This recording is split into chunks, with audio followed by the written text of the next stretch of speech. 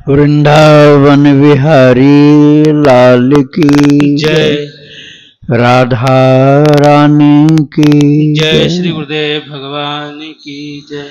श्री राधे राधे। भक्ति प्रश्नोत्तरी कार्यक्रम प्रारंभ किया जा रहा है। आइए हम भक्ति संबंधित प्रश्नों को श्रवण करें। श्री राधे। श्री राधे राधे गुरु जी, आपके श्री चरणों में कोटि कोटि दंडवत प्रणाम। अर्चना वर्मा जी, इनका प्रश्न है, राम राम गुरुदेव, अब आपके अलावा किसी पर भी विश्वास नहीं होता है। आप बिठूर में रह चुके हैं, सुन के अच्छा लगता है। हम कानपुर से ही बिठूर जाते हैं कभी कभी। अब बिठूर अच्छा नहीं। गुरुदेव आपके बहुत धन्यवाद जो आप फ्री में कितने प्रश्नों का उत्तर देते हैं। राम राम लिखती हूँ मैं, और बहुत अच्छे अनुभव भी मुझे मिल रहे हैं। हनुमान जी का जन्मदिन हम लोग कैसे मनाएं, कुछ बताएं। श्री राधे राधे। राधे राधे। चैत्र पूर्णिमा को श्री हनुमान जी का प्राकट्य दिवस है। तो जिस दिन चैत्र मास पूर्ण होगा, रामनवमी के 6 दिन बाद, उसी दिन हनुमान जी का प्राकट्य दिवस है। तो आप हनुमान जी को प्रसन्न करना चाहते हो तो राम जी का नाम खूब गाओ उस दिन। 24 घंटा हरि नाम कीर्तन, जैसे श्री राम जय जय राम या सीताराम सीताराम सीताराम, इस प्रकार से 24 घंटे कीर्तन करिए प्रभु के नाम का, राम जी के नाम का। एक कार्य तो यह है मुख्य। दूसरा, हनुमान जी का श्रृंगार करते समय ऐसी कोई वस्तु प्रयोग मत करिए जो गंदी दूषित चीज जो हो, ऐसी चीज प्रयोग नहीं करना चाहिए।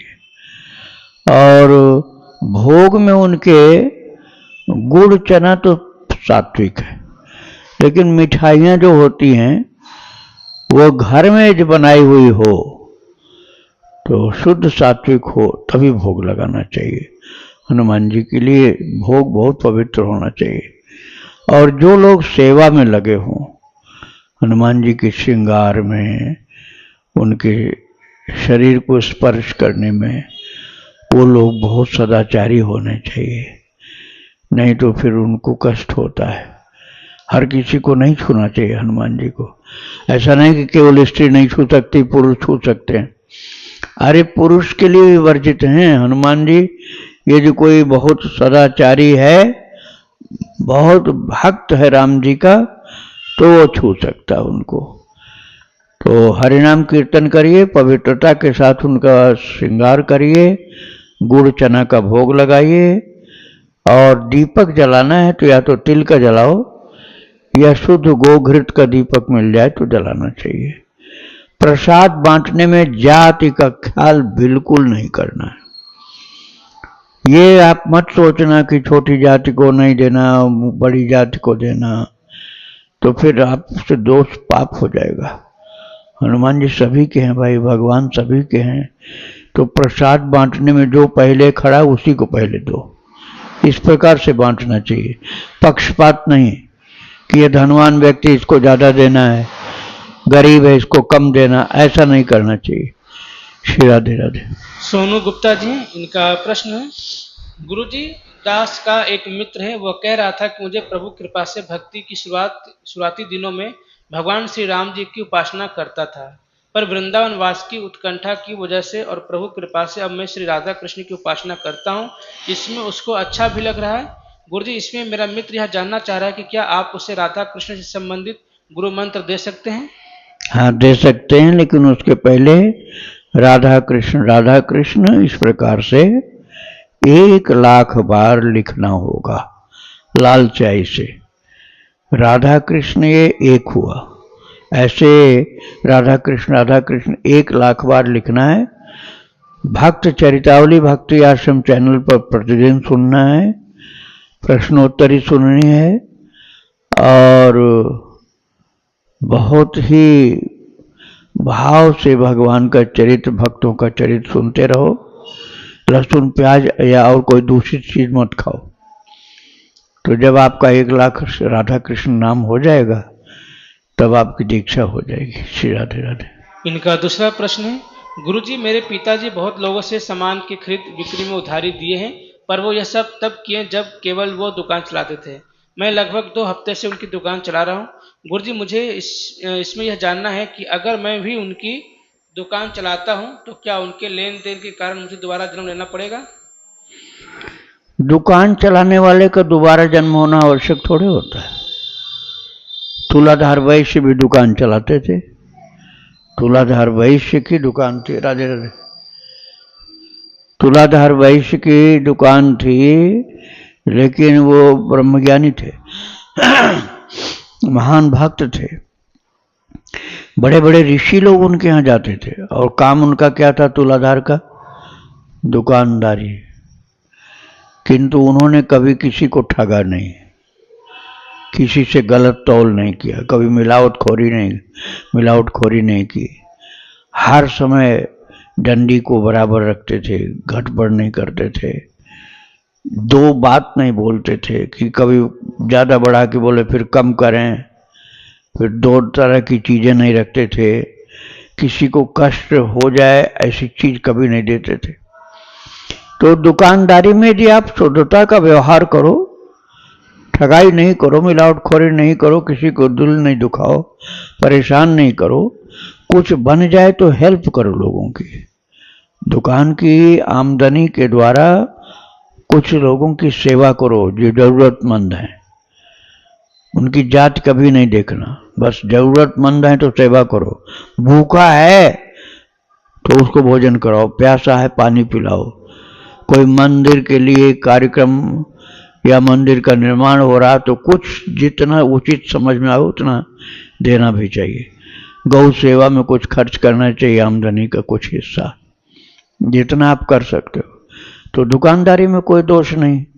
अब आप उसमें गलत कमाई करोगे तब तो दोष ही दोष है। श्री राधे राधे। शक्ति शर्मा जी, प्रश्न है, मेरा श्री सीताराम जी के प्रति सेवक दास का भाव है। गुरुदेव, मुझे किस संत का चरित्र सुनना पढ़ना चाहिए? दास्य भाव हर भाव के अंदर छिप कर रहता है। बिना दास्य भाव के भक्ति कहां से हो जाएगी? ऐसा काकभूषुंडी जी ने कहा है, सेवक सेव्य भाव बिनु भवन तरी उर्गारे।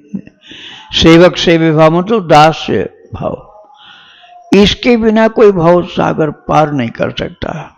प्रभु हमारे स्वामी हैं, मैं उनका सेवक हूं। अरे हनुमान जी जैसे महान प्रभु के पार्षद कहते हैं, दासो हम कौशलेन्द्रस्य रामस्याक्लिष्ट कर्मण हनुमान शत्रु सैन्यानाम निहंता मारुतात्मज। मैं मारुतात्मज हूँ, पवन पुत्र हूँ, लेकिन मेरा मुख्य परिचय है दासो हम कौशलेन्द्र से, मैं राम जी का दास हूँ।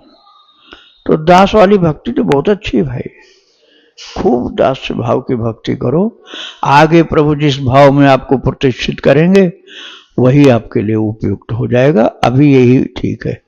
राधे राधे। तो गुरु जी, इनका प्रश्न था कि इनको कौन सा चरित्र किस संत का चरित्र सुनना पढ़ना चाहिए? हाँ, मैं बता रहा हूँ इसके लिए। तुलसीदास जी का चरित्र सुनिए, और आप सेठ गोयंदका जी का चरित्र सुनिए, और पोदार जी का सुनिए, श्री राधा बाबा जी का चरित्र सुनिए, और हजारों चरित्र दास्य भाव के सुनाए जा चुके हैं। भक्ति आश्रम चैनल पर हजारों चरित्र दास्य भाव के सुनाए जा चुके हैं। आपको भक्ति आश्रम चैनल पर कार्तिकेय जी का चरित्र मिलेगा, खाकी बाबा का चरित्र मिलेगा। इन चरित्रों को सुनिए आप। हरि बाबा का चरित्र सुनिए, उड़िया बाबा का चरित्र सुनिए। ये सभी दास्य भाव के महान सिद्ध पुरुष थे। इस सब चरित्रों में परम कल्याण और परम भगवत प्रेम भरा हुआ। राधे राधे। इनका दूसरा प्रश्न है, मैं सीताराम नाम का लेखन करता हूँ, कृपया बताइए कि किस समय नाम लेखन करना अधिक फलदायी है? ब्रह्म मुहूर्त में सर्वोत्तम। स्नान करके लिखना शुरू करिए तो और अच्छा। लेकिन किसी कारण से स्नान नहीं हो पा रहा, बीमार है मान लीजिए, तो आप बिना नहाए लिख सकते हो, हाथ मुंह पैर धो लो, और नहा सको तो पूरा शरीर से ही स्नान करो, और नहीं नहा सकते हो, कोई तकलीफ है शरीर में, तो थोड़ा नहाओ और लेखन चालू कर दो। हाथ धोना जरूरी है। राधे राधे। प्रियंका जी हैं, इनका प्रश्न है, हमने कुछ साल पहले गुरुदेव के राधा बाबा वाले चरित्रावली का छोटा सा क्लिप देखा था, परंतु नाम नहीं जानते थे, पता भी नहीं जानते थे। अपनी दीदी को बताया करते थे कि एक गुरु जी हैं, शायद गीता वाटिका में रहते हैं, बहुत सुंदर सत्संग बोलते हैं। अब प्रभु कृपा से 15-20 दिन से दिन रात केवल चरित्रावली और प्रश्नोत्तरी ही देखते हैं। मन में आने वाले प्रश्नों को अपने आप गुरुदेव से उत्तर मिल जाते हैं। पिछले 4-5 दिन में भाई जी की चरितावली सुनी है। भगवान की श्री अहेतुक कृपा से वह सोशल मीडिया से दूर रहने वाले भी गुरु जी से सत्संग का लाभ उठा रहे हैं। श्री राधे राधे। आप श्रद्धा पूर्वक रेगुलर सुनिएगा यदि भक्त चरित्र भक्ति आश्रम यूट्यूब के चैनल पर, तो आप स्वयं भक्त हो जाओगे, इतना प्रभाव पड़ेगा। हरिराम बाबा का सुनिए, शांतोबा जी का सुनिए, इन चरित्रों में प्रेम भरा हुआ। हरि बाबा का सुनिए चरित्र, बहुत प्रेम भरा हुआ भक्त चरित्र में। राधे राधे।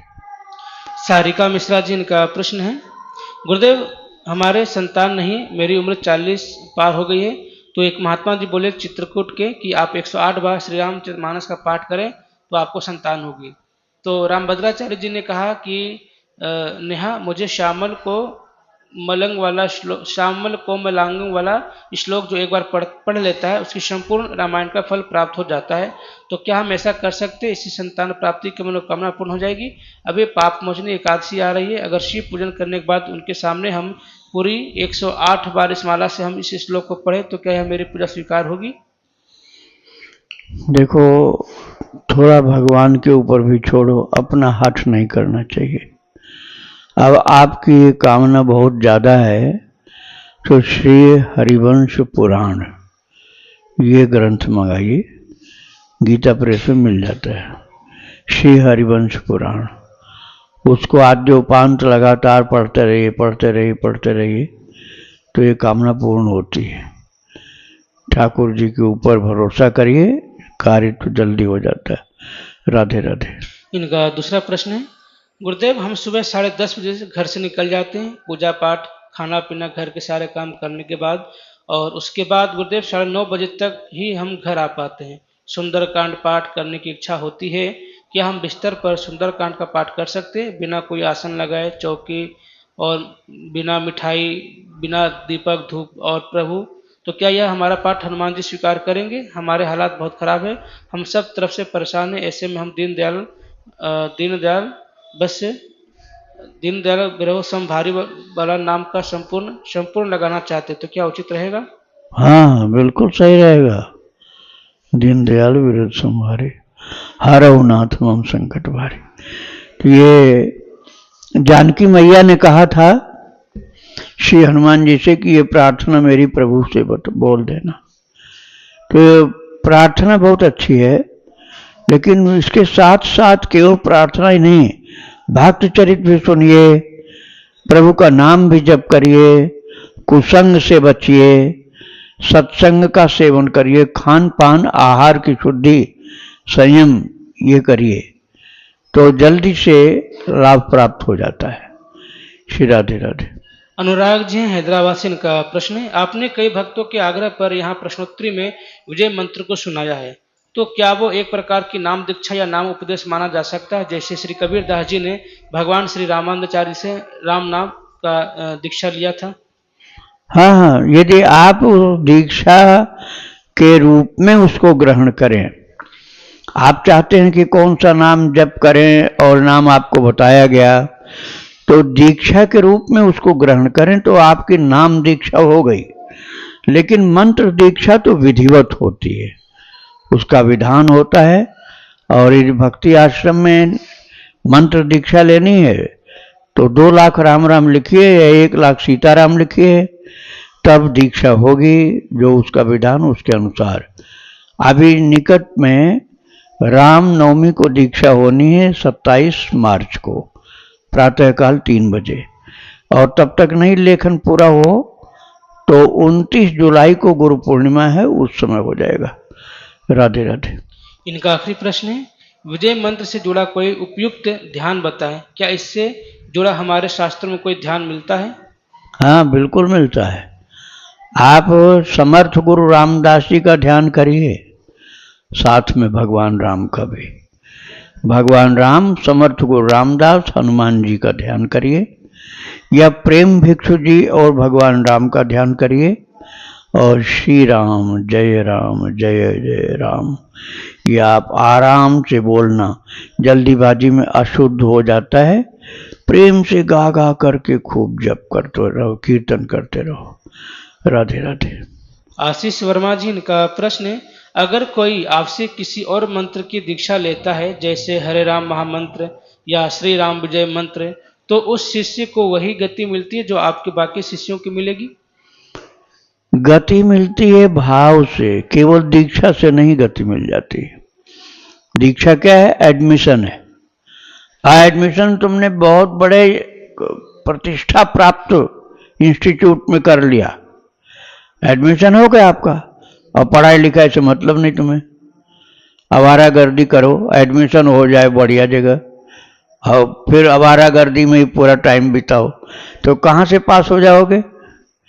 अरे एडमिशन हुआ अच्छी जगह, उसके अनुसार जो वहाँ का प्रोस्पेक्टस है, सिलेबस, उसके अनुसार पढ़ाई करो, अध्ययन करो, अपना जो कोर्स है उसको पूरा करो, जो तुम्हें बताया गया उस आदेश का पालन करो, अर्थात साधना भली प्रकार से करो।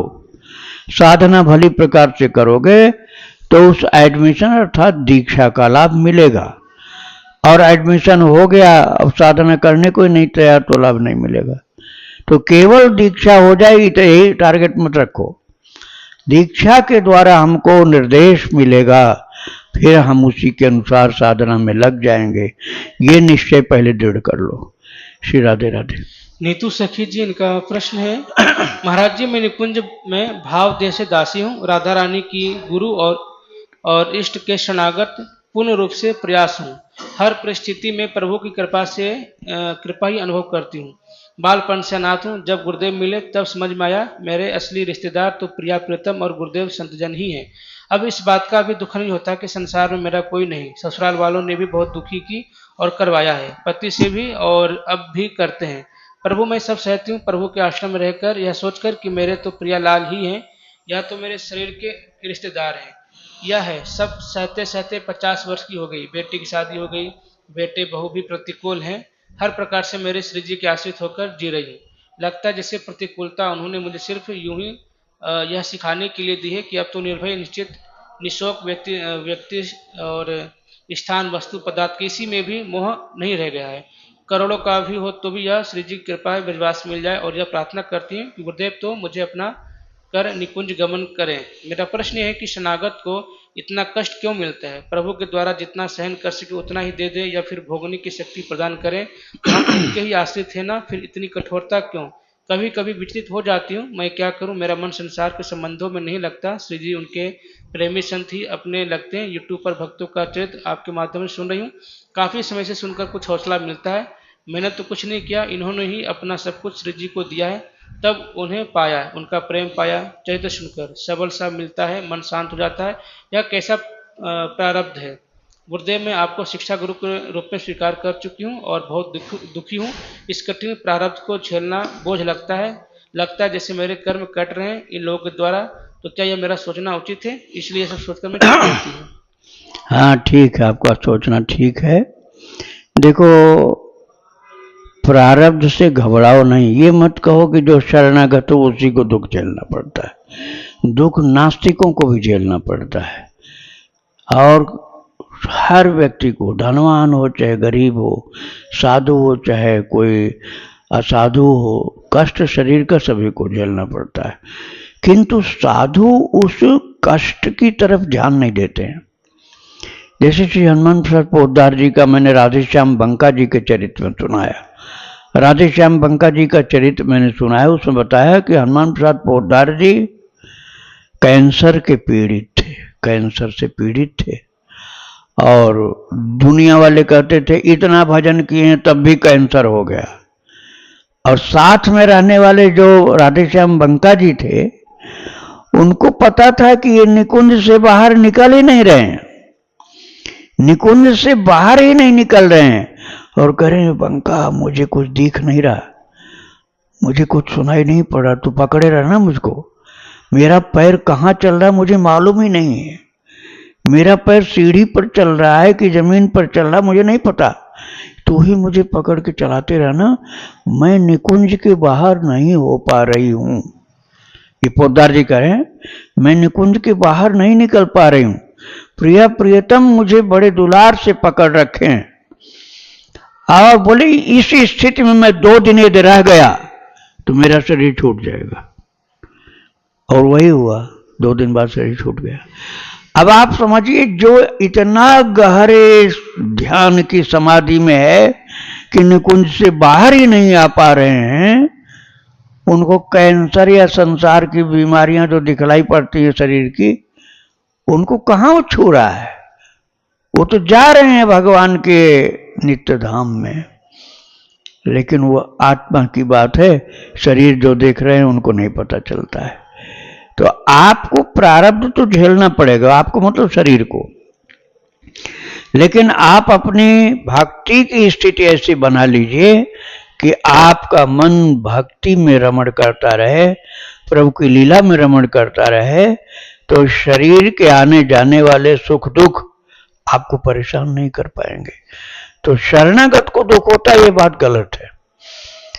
भक्तों, भगवान आपको इतना आत्मबल देंगे शरणागति के लाभ के रूप में कि आप भगवान में ही डूबे रहोगे, वही अच्छा लगेंगे, प्रभु ही अच्छे लगेंगे। तो आप खूब भजन करो, भक्त चरित सुनो, उससे आपका प्रेम बढ़ेगा, साहस बढ़ेगा, भगवान पर विश्वास बढ़ेगा, और प्रश्नोत्तरी सुनने से संशय का निवारण होगा। आप हताश निराश मत हो, आपको संभालने के लिए ठाकुर जी तैयार बैठे हैं। करऊं सदा तेहि कै रखवारी, जिम बाल कहीं राख महतारी। जैसे छोटे बच्चे को मां संभालती रहती है, ऐसे ठाकुर जी अपने भक्त को संभालते रहते हैं। इसलिए उनको ऊपर विश्वास करो। अनंत उदाहरण है इसके, अनंत, कि किस किस प्रकार से भक्त को भगवान संभालते रहते हैं। अब उन सबको सुनाने में बहुत समय लगेगा, क्योंकि मैंने सब चरित्र में सुनाया है, उसको आप सुनते रहिए, आपको इसका दिशा निर्देश मिलेगा, एग्जाम्पल्स मिलेंगे, और आपको प्रमाण सहित ये भरोसा भी हो जाएगा, प्रमाण भी मिल जाएगा कि ठाकुर जी हमारे रक्षक हैं। नारद जी ने पांचरात्र ग्रंथ में ये लिखा है, रक्षिष्यतीत विश्वास, रक्षिष्यतीत विश्वास। ये विश्वास रखो कि तुम प्रभु के साथ हो, प्रभु तुम्हारी रक्षा कर रहे हैं, करेंगे। तुम केवल भगवान की भक्ति में लगे रहो। राधे राधे। ये आगे कह रही हैं गुरु जी, महाराज जी मैं तो अपने गुरुदेव और इष्ट के पूर्ण शरणागत आश्रित हूँ, पर कभी कभी तो प्रकट में सेवा करती हूँ, जो श्री जी लाल जी की कृपा से उनके सामने बैठकर करती हूँ, और बहुत रोती भी हूँ, और उनसे पूछती हूँ कि ऐसा कब तक करोगे मेरे साथ। और यह भी कहती हूँ कि हे हरि भूलो ही ना दीजो हरि विमुखन को संग, इनके दर्शन मत पलायन होत भजन को रंग। देखो, आप भगवान के ऊपर विश्वास भी तो करना सीखो भाई। अब हमेशा तुम शिकायत करोगे कि कब ये दुख दूर होगा, कब ऐसा सुधार करोगे, तो क्या भगवान को आपका ज्ञान नहीं है कि भगवान को बताना पड़ रहा? आपको बताया तो उससे जो जानता ना हो। और भगवान पहले से जान रहे हैं कि तुम इस स्थिति में हो, तुमको ये परेशानी है, जान ही नहीं रहे हैं, केवल वो तुम्हारे सबसे ज्यादा गाढ़े मित्र हैं, सबसे सच्चे प्रगाढ़ मित्र हैं प्रभु। और मित्र जो है निश्चित ही संकट का निवारण करता है। केवल ऐसा मित्र ही नहीं है, सर्वज्ञ भी हैं, सर्वशक्तिमान भी हैं। इसलिए उनके ऊपर भरोसा क्यों करना? क्योंकि सर्वज्ञ, उनको पता बिन बताए, और सर्वशक्तिमान है, इसलिए सब कुछ कर सकते हैं। और वो हमारे सच्चे मित्र हैं, इसलिए जरूर कृपा करेंगे ही करेंगे, ऐसा मान करके बस उनके भरोसे चलो। आप सुदर्शन सिंह चक्र जी का चरितावली सुनो। सुदर्शन सिंह चक्र जी की चरितावली 51 भाग में भक्ति आश्रम चैनल पर सुनाई गई। महाराज अकेले ही हिमालय पर चले जा रहे हैं, वो कैलाश, और एक छड़ी लिए हुए बर्फ में चल रहे थे। तब तक आवाज जोर से प्रकट हुई, तिष्ठ, मतलब जहां हो वहीं खड़े हो जाओ। तो खड़े हो गए। फिर आवाज आई, लघुडेन पुरुतोपश्य, अपनी छड़ी के द्वारा आगे देखो। तो छड़ी जब आगे कहिए, पूरी छड़ी बर्फ के अंदर चली गई। तब समझ में आया कि मैं एक कदम भी आगे जाता तो इसी के अंदर घुस जाता। तो यह आवाज, वहां दूसरा कोई था नहीं, आवाज आ गई कि रुको और छड़ी के द्वारा आगे देखो। तो छड़ी पूरी की पूरी बर्फ में चली गई। इतनी मुलायम बर्फ थी वो। तब सावधान होकर के वहां से पीछे आकर के दूसरा रास्ता पकड़ा। तो ठाकुर जी सदा रखवाली कर रहे हैं, अकेले रहोगे तब भी वो रक्षा करेंगे। राधे राधे। हरिदासी जी हैं, इनका प्रश्न है, आपके श्री मुख से मधुसूदन दासी जी का चरित्र सुना था, उन्होंने गोपाल मंत्र का अनुष्ठान किया था, तो यह गोपाल मंत्र क्या होता है और इसका अनुष्ठान लड़कियां कैसे करती हैं और कितने दिन तक रहता है? देखो, ये गोपाल मंत्र की दीक्षा दी जाती है, ऐसे जप नहीं करना चाहिए। गोपाल मंत्र दीक्षा में जब मिले तब उसका अनुष्ठान करना। और अभी यदि अनुष्ठान करना है तो प्रभु के नाम का अनुष्ठान करो, सीताराम सीताराम, या राधे श्याम या राधे श्याम, और या श्री राम जय जय राम, या हरे राम राम राम हरे हरे। तो नाम का अनुष्ठान तो हर कोई कर सकता है। मंत्र का करना है तो दीक्षा में मंत्र मिले तब करना चाहिए।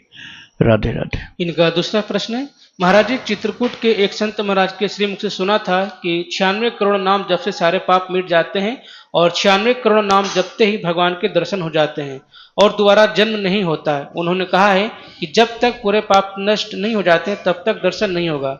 और वृंदावन में कुछ संतों से सुना है कि श्री जी संख्या से नहीं मिलती हैं, तो अब समझ में नहीं आ रहा है कि संख्या से नाम जप करें या नहीं।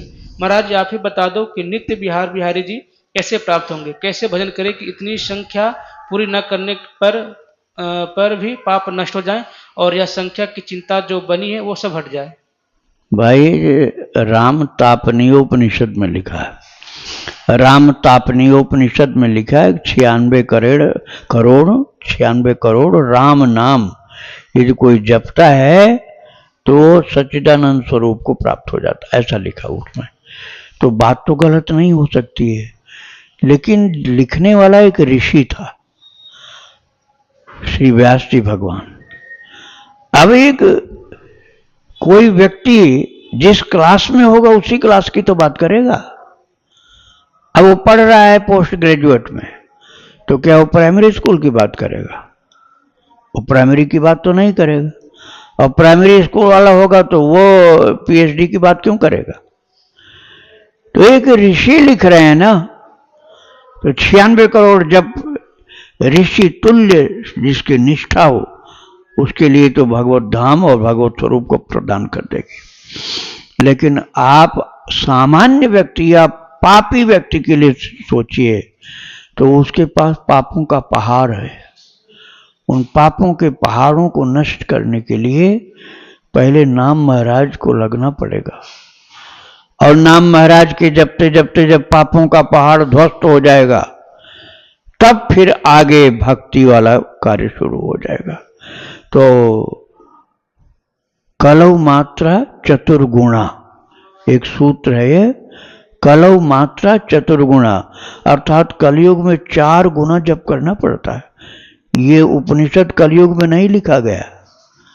जो राम तापनीयोपनिषद में लिखा गया है कि 96 करोड़ राम नाम जप करो तो ये हो जाएगा, ये कलयुग में नहीं लिखा गया, सतयुग में लिखा गया। अब आप हो कलयुग में, और कलौ मात्रा चतुर्गुणा, कलयुग में 4 गुना करना पड़ता है। तो फिर आप समझ लीजिए, आप गिनती मत करिए, लगातार रात दिन जपते जाइए तो आप सफल हो जाओगे। राधे राधे। नीतू जी, इनका आखिरी प्रश्न था गुरु जी कि महाराज जी, मेरे सिर के ब्रह्मरंध्र में नीचे से ऊपर की तरफ कोई चीज जोर जोर से ऊपर को चलती है। ऐसा लगता है कि कोई चीज सिर से बाहर निकलना चाहती है, तो यह क्या है? यही सुषुम्ना नाड़ी है। सुषुम्ना नाड़ी जब मूलाधार से चलती है, स्वाधिष्ठान मणिपुर, अनाहत चक्र, विशुद्ध चक्र, आज्ञा चक्र होते हुए सहस्रार में जब पहुंचती है तब ऐसा लगता है।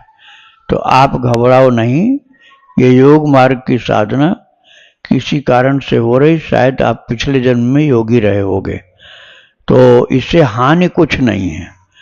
इसको आप नहीं ध्यान दीजिए तब भी कोई नुकसान नहीं। आप भागवत भक्ति में लगे रहो। इस योग की जो उपलब्धि हुई, सुषुम्ना नाड़ी आपकी जागृत है, सुषुम्ना नाड़ी आपकी जागृत है, उसके द्वारा वो ऊर्ध्वगमन हो रहा, प्राणों का ऊर्ध्वगमन हो रहा है। जब तक प्रारब्ध है तब तक ये बाहर नहीं निकलेगा, और जब प्रारब्ध पूर्ण होगा तब ये कपाल के मध्य से प्राण निकल जाएगा और निश्चित ही ब्रह्म की प्राप्ति हो जाएगी। तो आपको लाभ बहुत बड़ा मिलेगा देहांत काल में। श्री राधे राधे। आखिरी सवाल है गुरु जी, काव्या जी जयपुर से, इनका प्रश्न है, महाराज जी सत्संग में बताते हैं आप कि अपने को किसी रसिक संत का संग करना चाहिए भगवान को प्राप्त करने के लिए।